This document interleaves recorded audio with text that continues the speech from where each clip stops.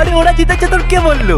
আমরা ওদেরকে জিতিয়েছি ইচ্ছা করে টুর্নামেন্ট গুলো হেরে হেরে, কারণ আমরাও চাই যে ওরা জিতুক। আমাদের মানসিকতা আছে, 18 বছর ধরে হেরে হেরে আসছে, তাই একবার না জিতলে খারাপ দেখায় না। তারপর বিরাট কোহলি অত বড় নাম, একটাও ট্রফি নেই, এটা মানা যায়?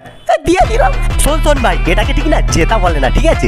18 বছর ধরে খেলে এসে আর একটা মাত্র ট্রফি জেতা হচ্ছে, এটা ঠিক এরকম হয়ে গেল না যে 10 বছর ধরে লটারির টিকিট কেটে এসে একটা লটারির টিকিটের লেগে গেল।